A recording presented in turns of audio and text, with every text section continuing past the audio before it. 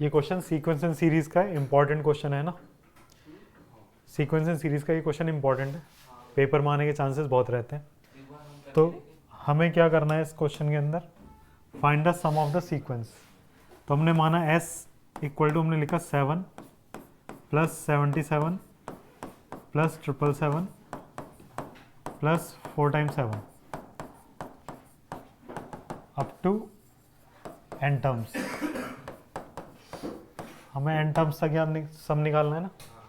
इसमें से क्या कर सकते हैं हम, 7 कॉमन ले सकते हैं। अगर 7 कॉमन लेंगे तो क्या बनेगा, यहाँ 1, यहाँ बचेगा 11 और ये हो जाएगा 111 और इसको लिख सकते हो आप 4 times 1 up to n terms. फिर उसके बाद यहाँ पे 9 की मल्टीप्लाई 9 का डिवाइड कर दो तो 7/9 हो जाएगा इधर, तो और इधर 9 की मल्टीप्लाई होती है 9 plus 99 plus 999 plus 4 time 9 up to n terms.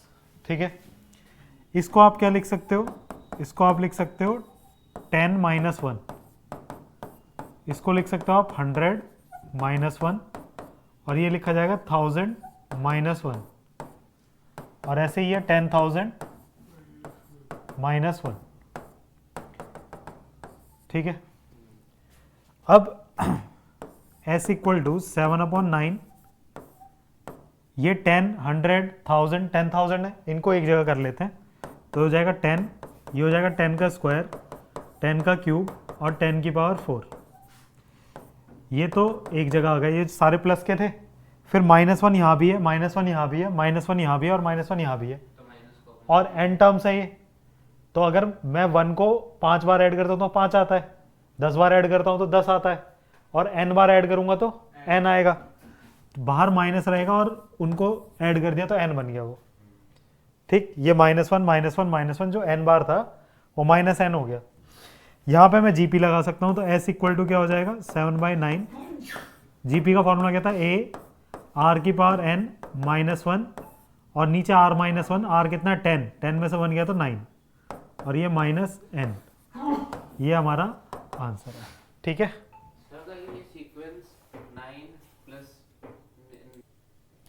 इस क्वेश्चन में देखो, जब भी वो कहेगा कि first sum of first 3 terms, first 3 terms का मतलब क्या होता है, जब भी 3 टर्म बोलेगा, फर्स्ट तो छोड़ दो, 3 टर्म अगर वो बोल रहा है तो 3 टर्म हमेशा जीपी की माननी है, a/r, a और ar। ठीक है, यहाँ पे सम और प्रोडक्ट की बात हुई थी तो उससे बेनिफिट क्या मिलता है कि लेट, ये हमने 3 टर्म मान ली a/r, a एंड ar। तो पहली कंडीशन है कि तीनों का सम, तो सम क्या होगा a/r plus a plus ar equal to कितना दिया 39/10 और फिर अकॉर्डिंग टू क्वेश्चन है ना। फिर दूसरा क्या है, अकॉर्डिंग टू क्वेश्चन जो हमें प्रोडक्ट दिया है तो प्रोडक्ट क्या होगा a/r into a into ar। वो प्रोडक्ट हमें कितना दिया है 1, तो r से r कैंसिल हो गया, देन a क्यूब कितना हो गया 1, देन a की वैल्यू कितनी आ गई 1, a तो मिल ही गया हमें प्रोडक्ट करते ही। अब a की वैल्यू 1 यहाँ रख दो तो 1/r plus 1 plus r equal to 39/10। LCM लेंगे तो 1 plus r square equal to 39r/10, ये वाला r उधर चला जाएगा। 10 की मल्टीप्लाई करेंगे तो 10 plus 10r plus 10r square equal to 39r। फिर सबको एक तरफ ले आओ तो एक क्वाड्रेटिक बनेगी 10r स्क्वायर, 39r इधर आएगा तो कितना बचेगा माइनस का 29r और प्लस 10। अगर यहाँ पर देखोगे तो 10 इंटू 10 100 हो जाएगा, बीच वाले को स्प्लिट करोगे तो 10r square minus 25r minus 4r plus 10 हो जाएगा इक्वल टू 0। यहाँ पे 5 कॉमन ले सकते हो, r कॉमन ले सकते हो, तो 5r कॉमन लेने में यहाँ बचेगा 2r माइनस 5 और माइनस 2 कॉमन लो यहाँ से, 2 कॉमन तो यहाँ बचेगा 2r माइनस 5 इक्वल टू 0। तो एक 5r माइनस 2 और 2r माइनस 5 इक्वल टू 0। तो यहाँ से हमें मिलेगा एक r इक्वल टू 2/5, जब इस वाले ब्रैकेट को 0 रखोगे, और एक r मिलेगा 5/2। तो कॉमन रेशियो आ गया। कॉमन रेशियो 2/5 भी हो सकता है और 5/2 भी हो सकता है। अगर हम a की जगह 1 यूज करें और r की जगह 2/5, तो हमारे टर्म्स क्या बनेंगे? a की जगह 1, r की जगह 2/5, तो 2 ऊपर चला जाएगा 5, a की जगह 1 और r की जगह 2/5। तो 3 टर्म तो या तो ये होंगी, या फिर हम यूज कर सकते हैं a = 1 एंड r = 5/2। अगर हम ऐसा करते हैं तो यहाँ पे 5/2 रखोगे तो 5 नीचे 2 ऊपर चला जाएगा, तो 2/5 हो जाएगा, कॉमा 1, और ये 5/2 हो जाएगा यहाँ पर। तो ये दो आंसर इसके बन सकते हैं। ठीक है, नोट कर लो। ये तीसरा क्वेश्चन जो कि इंपॉर्टेंट है सीक्वेंस एंड सीरीज में से, है ना। हमें क्या दे रखा है? f is a function satisfying this. ये रिलेशन को वो सेटिस्फाई कर रहा है। f1 हमें 3 दे रखा है। तो अगर मैं इसको लिखूंगा f(x + y) = f(x × f(y)।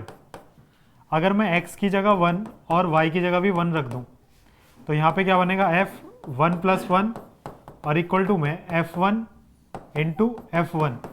f1 की वैल्यू हमें पता है कितनी है? f1 3 है। तो f2 की वैल्यू कितनी आ गई बेटा? 3 × 3, तो 3 की पावर 2 आ गई। अब ध्यान से देखना, f1 कितना है? 3 है। f2 कितना है? 3 की पावर 2 है। हाँ या ना? अगर मैं x की जगह 1 रख दूं और y की जगह 2 रखूं तो ये बनेगा f1 + 2 और इक्वल टू में f1 × f2। तो ये हो जाएगा f(3). f(1) की वैल्यू कितनी है बेटा? 3, और f(2) की वैल्यू कितनी है? 3 की पावर 2। तो ओवरऑल कितना हो जाएगा? 3 की पावर 3। तो f(3) अगर मैंने देखा तो वो कितना आ गया? 3 की पावर 3। तो ये तो अपने आप में जीपी बन रही है। अगर इसको खोलेंगे तो ये f1 + f2 है ना, x की जगह 1 डालोगे, इसका मतलब समेशन का मतलब क्या होता है? सम। x की जगह 1 डाला, फिर 2 डाला, फिर 3 डाला, और कहाँ तक? n तक। कहाँ तक जा रहा है? वो सम कितना दे रखा है? 120। तो ये तो अपने आप में जीपी लिखी है ना, 3 की पावर 1, 3 की पावर 2, है ना। सॉरी, यहाँ पे ऐसे f1 कितना है? 3, और 3 की पावर 2, फिर 3 की power 3, up to n terms equal to 120 दे रखा है। तो समेशन का फॉर्मूला लगाते क्या होता है? Sn, जीपी का Sn क्या होता है? a r की power n - 1 divide by r - 1। तो a की जगह क्या रखा? 3, और r की जगह क्या रखूंगा? 3 की power n - 1 divide by r - 1, तो 3 - 1 इक्वल टू 120।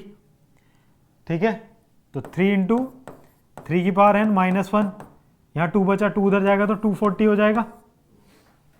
फिर इस 3 से डिवाइड करो, 3 की पावर n - 1, 240 डिवाइड बाई 3, तो 3 की पावर n कितना आ गया? 80, और ये 1 उधर जाके +1, तो 3 की पावर n इक्वल टू 81। 3 की पावर n ये कितना होता है? 3 की पावर 4, n इक्वल टू कितना आ गया? 4। ठीक है।